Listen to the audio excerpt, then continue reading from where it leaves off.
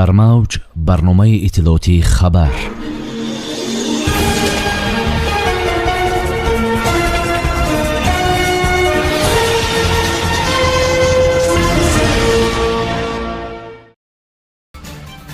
имзо гардидани созишнома байни Тоҷикистон ва Русия.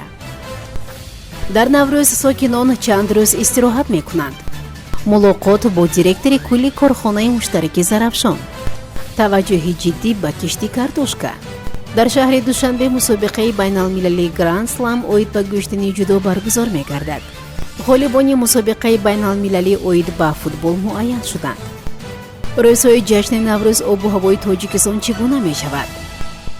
созишнома байни вазорати саноат ва технологияҳои нави ҷумҳурии Тоҷикистон ва вазорати саноат ва савдои Федератсияи Русия оид ба ҳамкорӣ дар соҳаи саноат дар ҳузури сарони давлатҳои Тоҷикистон ва Русия табодули афкор карда шуд, хабар медиҳад Амид Ховар.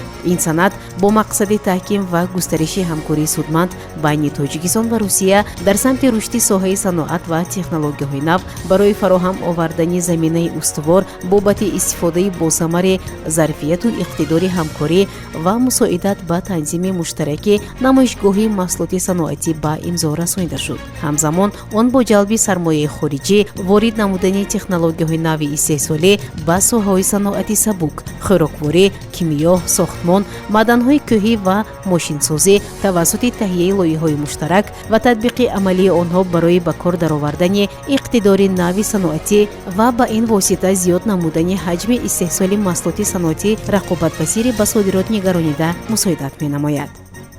дар ҷумҳурии Тоҷикистон дар рӯзҳои таҷлили Наврӯз санаҳои 21, 22, 23, 24, 25 ва 26 март расман истироҳат эълон шудааст. аммо бояд гуфт ки дар кишвар ҳафтаи кории 5 рӯза ва 6 рӯза мавҷуд аст. аз ин рӯ барои онҳое ки ҳафтаи кории 5 рӯза доранд, рӯзҳои истироҳатӣ шанбе ва якшанбе мебошад, таътил аз 21 то 26 март мебошад. барои онҳое ки ҳафтаи кории 6 рӯза доранд, рӯзи истироҳат яъне якшанбе мебошад, таътил аз 21 то 25 март давом мекунад. яъне санаи 26 март рӯзи корӣ мебошад. хабар медиҳад Азия Плюс. раиси шаҳри Панҷакент Абдухолиқ Холиқзода бо директори кулли ҷамъияти дорои масъулияташ маҳдуди корхонаи муштараки Зарафшон ҷаноби Вен Яфен мулоқот намуд. раиси шаҳр аз фазилату анъанаҳои наҷиби наврӯзи тоҷикон ёдоварӣ намуда, роҳбарият ва кормандони ин корхонаи азими саноатиро бо ин ҷашни миллӣ табрик гуфт ва барои таҷлили бошгӯҳи он дар коргоҳ ки дирӯз баргузор гардид ва арҷгузории роҳбарияти он ба анъанаю ҷашнҳои миллии тоҷикон изҳори қаноатмандӣ кард. дар мулоқот таъкид гардид ки мақомоти иҷроияи маҳаллии ҳокимияти давлати шаҳри Панҷакент ба нақшу ҷойгоҳи ин коргоҳи азим дар рушди саноат, саҳмгузорӣ дар ғанӣ гардонидани буҷет ва корҳои ободонӣ баҳои баланд медиҳад ва бо роҳбарияти коргоҳ минбаъд низ ҳамкорию робитаҳои судмандро ба роҳ мемонад.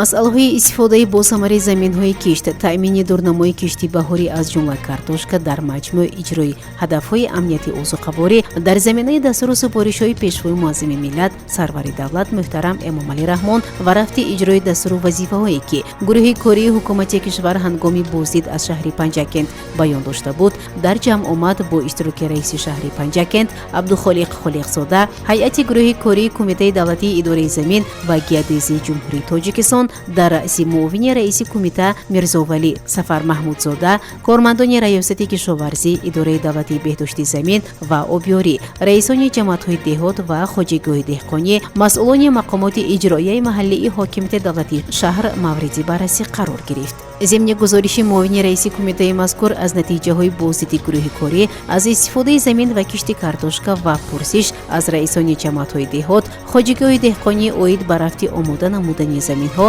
ва кишти картошка, таваҷҷӯҳи онҳо ба истифодаи босамари ҳар қитъа замин, таъмини бечунучарои дурнамои кишти картошка ки соли равон дар майдони 3900 гектар пешбинӣ шудааст, пешниҳоди ҳисоботи саҳеҳ оид ба рафти кишти он ҷалб карда шуд. дар гузоришҳо аз ҷумла гуфта шуд ки то ба имрӯз дар хоҷигоҳи деҳқонӣ дар майдони беш аз 220 гектар кишти барвақтии картошка гузаронида ҳоло кишт ва омода намудани заминҳо дар минтақаҳои ҳамвори шаҳр идома дорад ва рафти он зери назорати ҳамарӯзаи мақомоти иҷроияи маҳаллии ҳокимияти давлатии шаҳри Панҷакент қарор дорад. дар ҷамъ омад инчунин ҷиҳати сари вақт анҷом додани корҳои омодагӣ барои бастани об ба каналҳои худҷорӣ ва таъмири пойгоҳи обкашӣ ба масъулин дастур дода шуд. дар асоси қарори раиси шаҳри Душанбе моҳи майи соли равон дар пойтахти мамлакат мусобиқаи байналмилалӣ Гранд Слам оид ба гӯштани ҷудо баргузор мегардад. иттилоъ медиҳад Амид Ховар. мусобиқаи байналмилалӣ аз 2 то 4 май дар муассисаи давлатии қасри теннис ва маҷмӯи варзиши обии мақомоти иҷроияи ҳокимияти давлатии шаҳри Душанбе баргузор мегардад.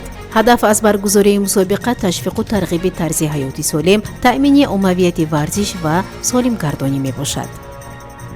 дар шаҳри Хуҷанд мусобиқа оид ба футбол байни кӯдакону наврасон дар 2 гурӯҳи синни солӣ ҷамъбаст гардид. мусобиқаи мазкур бахшида ба иди байналмилалии Наврӯз ташкил шуда, дар он футболбозони Наврази Тоҷикистон, Қирғизистон ва Ӯзбекистон иштирок намуданд. дар маросими супоридани қадришиносии ғолибони мусобиқа раиси вилояти Суғд, раиси Федератсияи футболи вилоят Раҷаббой Аҳмадзода, раиси Кумитаи кор бо ҷавонон ва варзиши назди ҳукумати Ҷумҳурии Тоҷикистон Зулфиқор Гулаҳмадзода, намояндаи Федератсияи футболи Қирғизистон дар вилояти Бодкент Айбек Ражапов иштирок намуда ба ғолибон ҷом, медаль ва тӯҳфаи хотиравиро тақдим намуданд. байни наврасони соли таваллудашон 2012-2013 ҷойи аввал насиби дастаи вилояти Суғд, ҷойи дуюм насиби дастаи Фарғонаи вилояти Фарғона ва ҷойи сеюм насиби клуби футболи Фэмилии шаҳри Тошканд гардид.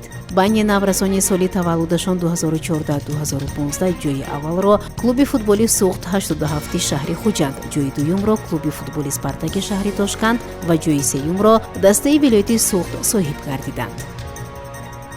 аз санаи 21 то 24 март дар Тоҷикистон обу ҳавои тағйирёбандаи бебориш ва танҳо санаи 24 март боридани борон дар назар аст. дар ин рӯзҳо дар баъзе ноҳияҳо борони кӯтоҳмуддат борида, раъду барқ аз эҳтимол дур нест. рӯзҳои дигар ҳавои тағйирёбандаи абрнок лекин бебориш пешбинӣ мешавад. иттилоъ медиҳад Азия Плюс бо истинод ба агентии обу ҳавошиносии кишвар. рӯзҳои ҷашни Наврӯз дар аксари минтақаҳо обу ҳавои мусоид пешгӯӣ мешавад, ҳарчанд боридани борону раъду барқ метавонад ба баргузории чорбиниҳои идона дар ҳавои кушод каме халал расонад. ноҳияҳои тобии марказ шабона дар водиҳо 9-14 дараҷа ва рӯзона 22-27 дараҷа гарм. дар ноҳияҳои кӯҳӣ шабона 4-9 дараҷа гарм, баъзан то 1-3 дараҷа хунук, рӯзона 14-19 дараҷа ва баъзан 9-11 дараҷа гарм. санаи 24 март дар баъзе ноҳияҳо борони кӯтоҳмуддат дар назар аст. дар агентии обу ҳавошиносӣ зикр карданд ки дар шаҳри Душанбе низ обу ҳаво дар рӯзҳои ҷашн ба мисли ноҳияҳои тобии марказ мешавад. дар водиҳои вилояти Хатон шабона 10-15 дараҷа, рӯзона 26-31 дараҷа гарм. дар доманакӯҳҳо шабона 7-12 дараҷа, рӯзона 20-25 дараҷа гарм мешавад. дар вилояти Суғд шабона дар водиҳо 9-14 дараҷа, рӯзона 21-26 дараҷа гарм. дар ноҳияҳои кӯҳӣ шабона 1-6 дараҷа, рӯзона 10-15 дараҷа гарм. санаи 24 март борони кӯтоҳмуддат дар назар аст. дар мавҷ барномаи иттилоотии хабар.